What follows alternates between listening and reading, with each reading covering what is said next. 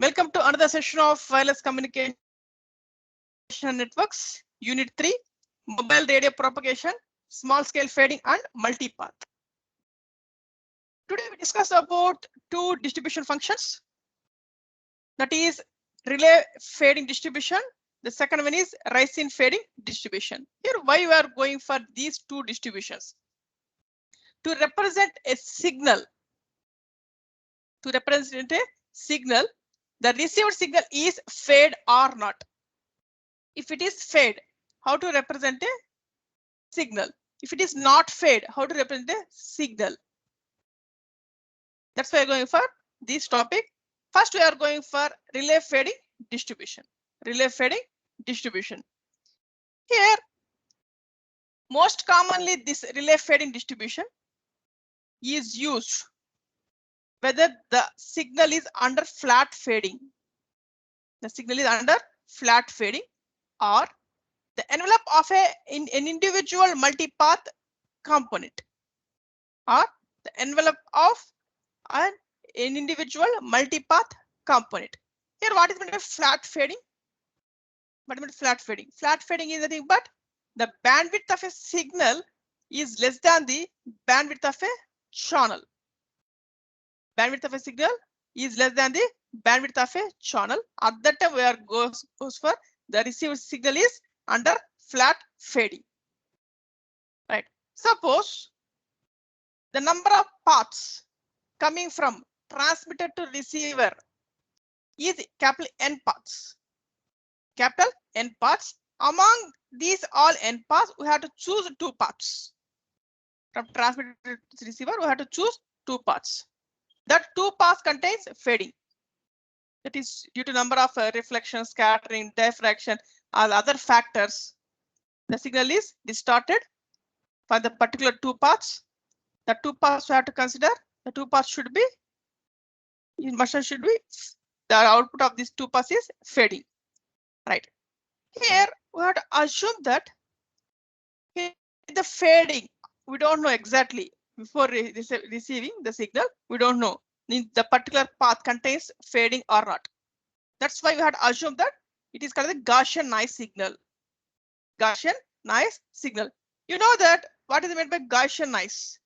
Here the Gaussian noise is nothing but whether the received signal, we don't know exactly noise is there or not, but we have to assume that the particular received signal contains noise. At that time, that is called the Gaussian noise signal. Right? We have to take two Gaussian noise signals among N paths.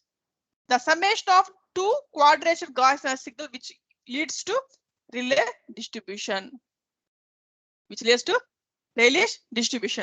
see this figure.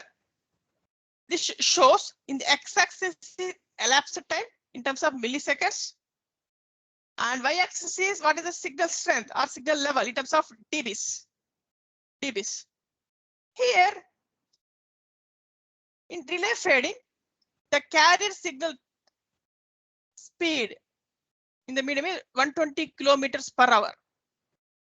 120 kilometers per hour. See this one. Whenever the elapsed time is increases, what about signal strength at different elapsed times? It is not exactly either a sine waveform or whatever it may be, but it is some amplitude is distorted. That is random fluctuations in the amplitude of a signal. That's why it is called the fading. Here, you know that how to represent the general relay fading probability density function. I think you know this topic already comes in signals and systems and digital communications, right? Then the general equation for relay fading probability density function is P of R. R represents received signal, which is equal to R by sigma square exponential of minus R square divided by 2 sigma square, when the R is in between 0 to infinity. When PR of R equal to 0, when R is less than 0. R is less than 0. Here in this equation, what is meant by sigma? Sigma is the RMS value of received voltage signal. The RMS value of received voltage signal before envelope detection. Before envelope detection. Next, sigma square is nothing but the time average power of received signal before envelope detection. You know, which is these are equal to mean and variance. Mean and variance in general. Then suppose we have to assume that we have to fix one threshold value. Above, suppose we are getting the signal strength above the threshold value, it is good signal. Suppose we have to receive the signal is below the R threshold values. It is not a good signal. It is maximum under fading condition. Right. Similarly, we have to assume that capital R is the threshold value or specified value. Capital R is the threshold value or specified value. Then the cumulative distribution function. Then the cumulative distribution function CDF is given by, that is probability of capital R, which is equal to PR of R is less than R. Nothing but we are received signal strength is less than the threshold value. At that time, it is a severe fading, which represents integral 0 to capital R PR of R dr, which is equal to after completion 1 minus exponential of minus capital R square by 2 sigma square. To sigma square. Here, based upon this, we have to calculate mean, variance, and median. Mean, variance, and median for the received signal. Then first we have to go for calculation of mean for received signal. R mean equal to expectation of R, which is equal to integral 0 to infinity R into PR dr, which is equal to sigma into root pi by 2. Finally, we are getting 1.25233 sigma. This is for mean value calculation of relay fading distribution. Similarly, we have to calculate the variance of the relay distribution, that is sigma square of R, which is equal to expectation of R square minus expectation square of R, which is equal to integral 0 to infinity R square PR dr minus sigma square pi by 2. Then which is equal to sigma square common, we have to take the term. We are getting sigma square 2 minus pi by 2. Finally, we are getting 0.4292 sigma square.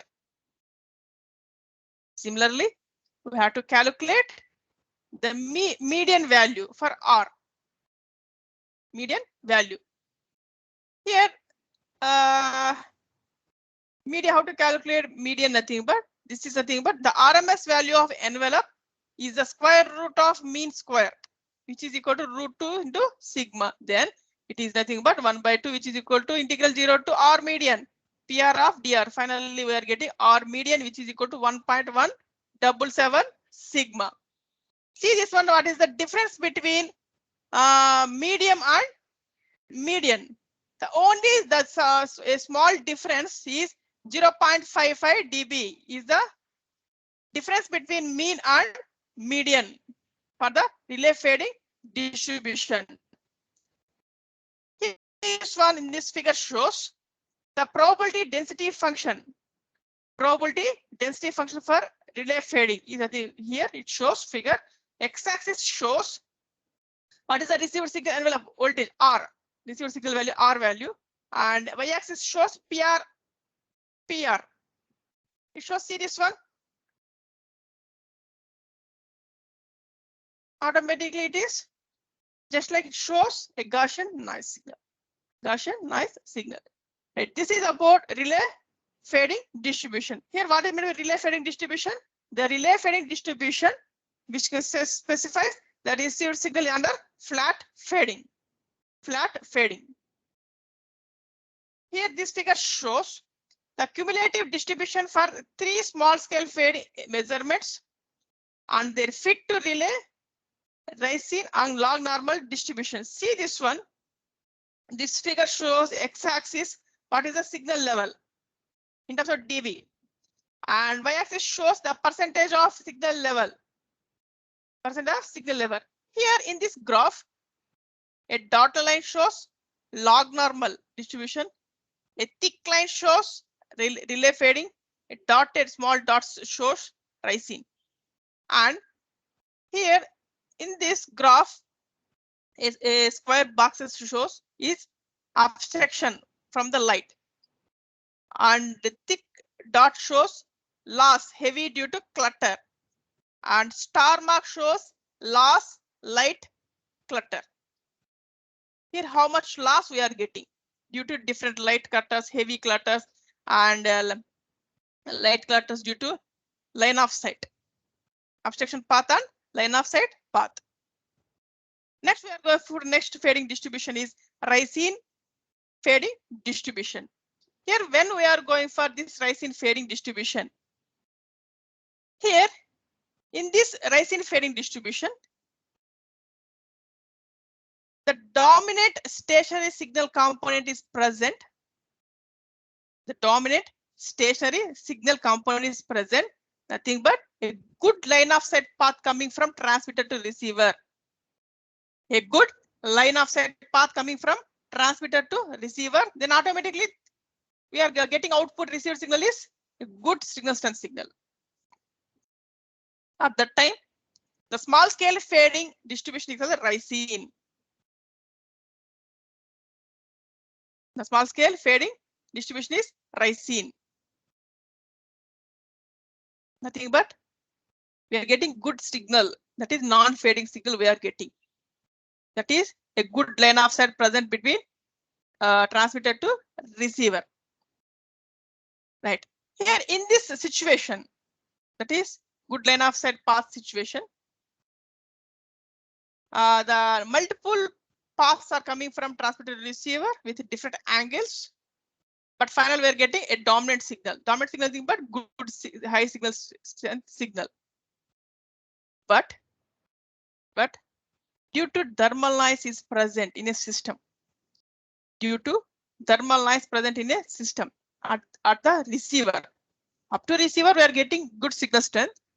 Due to receiver thermal noise generated due to components which we are used, electronic components used at receiver system, communication system generated, we have to add dominant stationary signal plus thermal noise. Finally we are getting output is a weak multipath signal we are getting. Weak multiple signal getting. That's why it is called Ricine distribution. Ricine distribution. Here, whenever the thermal noise is present in the receiver, the dominant signal becomes weaker. The dominant signal becomes weaker. This is about Ricine fading distribution. When we are getting Ricine fading distribution, we are getting line of sight path. We are receiving good dominant stationary signal component, but at the receiver communication system, it generates thermal noise. Due to thermal noise, the signal get fades. Here, this Ricine distribution represents, that is PR of R, which is equal to R by sigma square exponential of minus R square plus A square by 2 sigma square multiplied with I naught of AR by sigma square. When A is greater than or equal to 0, R is greater than or equal to 0. What is meant to A here? A denotes peak amplitude of dominant signal. That is the highest amplitude of the received strongest signal. Next, I naught of dot shows Bessel function of the first kind on 0 order. I naught of dot shows it is the first kind 0 order. When the R value is less than 0, the PR of R equal to 0. Right. Next, this Ricine distribution is often described in terms of parameter K. That is the representation of this Ricine distribution